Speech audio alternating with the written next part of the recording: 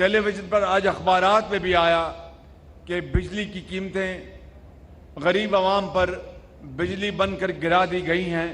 یہ میں وضاحت کرنا چاہتا ہوں، جو 100 یونٹ بجلی استعمال کرتے ہیں، جو 201 یونٹ تک بجلی استعمال کرتے ہیں، ان کے اوپر بجلی کا کوئی اضافہ نہیں کیا گیا، مکمل طور پر کوئی اضافہ نہیں کیا گیا.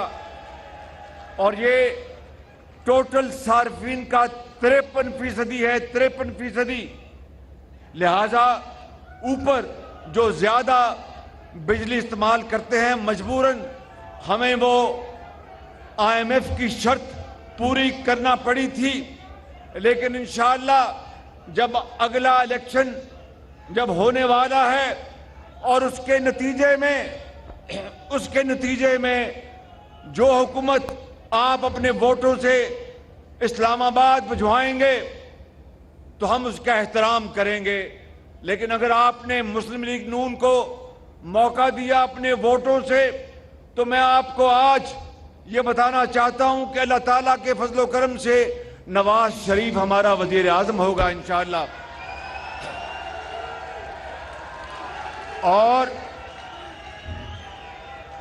اور میرے بزرگوں، بھائیوں اور نوجوان ساتھیوں، نواز شریف کی سربراہی میں میں اور اس کے باقی ساتھی، میں کارکن کی طرح دن رات خدمت کروں گا.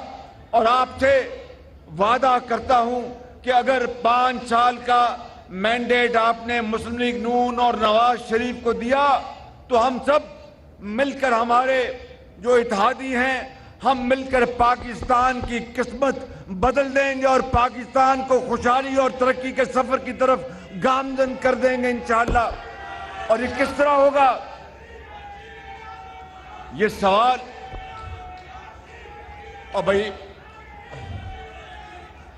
رانا صاحب، انہوں کو ککڑ چھولے کھواؤ، انہوں نے ذرا مہربانی.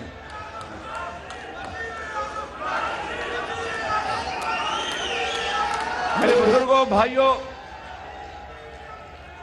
اور نوجوان ساتھیوں، بھائی رانا صاحب نے کہتا ہے تانوں ککڑ چھولے انہیں کھواندے نے. شاباش، فکر نہ کرو، اے تانوں گھنٹہ گھر لے جان گے، اوتے ککڑ چھولے کھوان گے. بیٹھو بیٹھو، شاباش. تو میں آپ کو یہ کہہ رہا تھا، آپ پوچھیں گے کہ شہباز شریف یہ خوشحالی کا سفر کس طرح آئے گا، تو میرا جواب سن لو. اسی طرح آئے گا جس طرح نواز شریف نے اللہ تعالیٰ کی نصرت سے 20 گھنٹے کی لوڈ شیڈنگ ختم کی تھی. یہ کس طرح ترقی کا سفر، یہ کس طرح خوشحالی کا انقلاب آئے گا، یہ اسی طرح آئے گا جس طرح نواز شریف نے چین سے سی پیک میں 30 ارب ڈالر کی سرمایہ کاری پاکستان میں کرائی تھی اور ہزاروں لاکھوں لوگوں کو روزگار ملا تھا اور سڑکوں کا جال بچھا تھا اور پورے پاکستان میں بجلی کے منصوبے لگے تھے. آپ پوچھیں گے کہ کس طرح یہ 5 سال میں مہنگائی کم ہوگی، یہ اسی طرح کم ہوگی. نواز شریف کے دور میں مہنگائی کی شرح صرف 3.5% تھی. میرے بزرگوں، فیصل آباد کے بزرگوں، بھائیوں اور نوجوان ساتھیوں، میں آپ کو آج یہ پیغام دینے آیا ہوں کہ اللہ کی ذات پر پورا توکل رکھتے ہوئے انشاءاللہ میرا آپ سے وعدہ ہے کہ اگر اگلی حکومت نواز شریف اور مسلم لیگ نون کی آئی تو ہم جان لڑا دیں گے، پاکستان کو اس کا کھویا ہوا مقام دلوائیں گے انشاءاللہ. اور یہ کشکول اور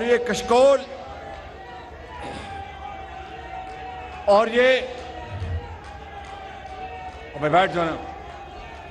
اور یہ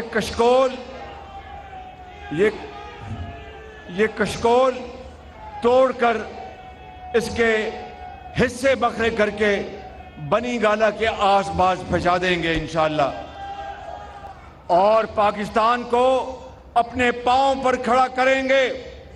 یہ جادو ٹونے سے نہیں ہوگا، یہ موم بتی یا لالٹین جلانے سے نہیں ہوگا. یہ صرف اور صرف दिन रात नवाज शरीफ की क़यादत में मेहनत, अमानत और दयानत के सफर से होगा। और मैं आपको यकीन दिलाता हूं कि अगर जिंदगी रही तो नवाज शरीफ की क़यादत में उसके एक अदना वर्कर के तौर पर पाकिस्तान के